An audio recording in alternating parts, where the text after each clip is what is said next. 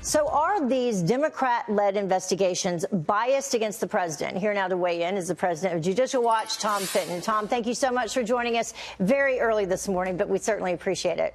Hey, good morning, Heather. Good to be with you. I mean, what about this? We need yet another Russia investigation. What is going on here?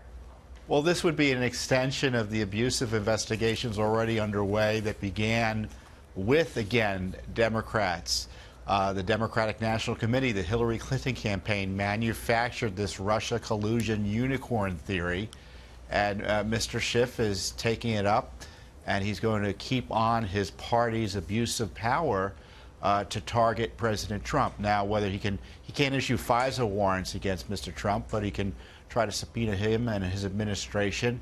He's going to start fishing around in his personal finances, which would be outrageous. And it looks to me like Mr. Schiff is going to be a political opposition lead researcher for whatever Democratic candidate decides to take on or is picked to take on President Trump. Yeah, really abusive. This is not about the public interest, Heather. That's what I was going to say, politics. because we knew he said that he was going to do this. He threatened that he was going to do this. But the day after the State of the Union, wherein the president talked about, economic miracles happening and all the good things happening, and said the only thing that can stop it are foolish wars, politics, or ridiculous partisan investigations. And so then we had Adam Schiff the day after announcing this.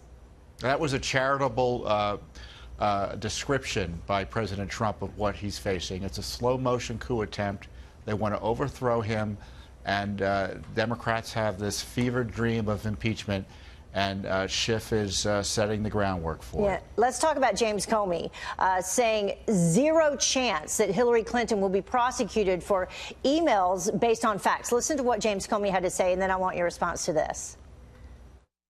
There is zero chance that on the facts in the Hillary Clinton case that she would be prosecuted. And you are out of your mind if you don't think the FBI wanted to make a case. If we could, the facts were not there, period, full stop.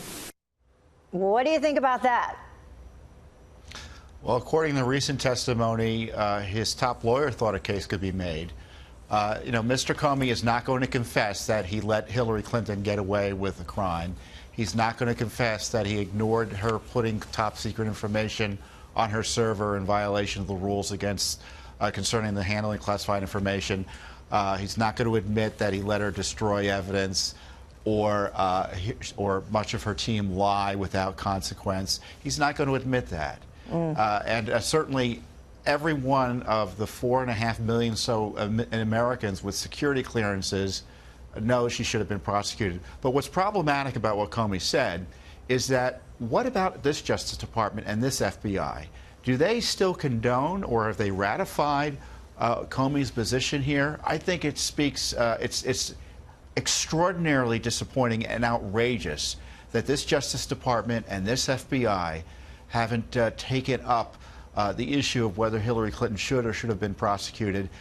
And frankly, as far as Judicial Watch is concerned, they've been actually opposing us and defending her from further scrutiny in these areas. And thankfully, we're able to get discovery from a federal court judge recently. And these email questions are going to be coming up again, at least in the civil case. But only thanks to you, though, not he's thanks right to in that the FBI hasn't acted. Let's move on, though, to this as well, because I've mentioned this several times as well. Republican congressional leadership, how responsible are they for the gridlock that we're seeing on the border wall, securing the border? We have, 8 days out. We could have another shutdown. The president possibly going to declare this national emergency just to get funding for portions of this barrier. But what about Republicans, and how responsible are they for this? Look, if it were up to Republican leadership on the Hill, we would never have a border wall. We wouldn't even have had a major vote on it. Remember, Republicans controlled Congress for 2 years, and a border wall was not a priority for them. The fact is that the $5 billion that President Trump wanted, which is only a portion of what is required for a full border wall, was only put in at his insistence at the last minute as Congress was leaving town last fall. And so, Paul Ryan, specifically in the House, did not have this as one of his priorities. And one of the reasons we're in this fight is because President Trump insisted that Congress handle this issue.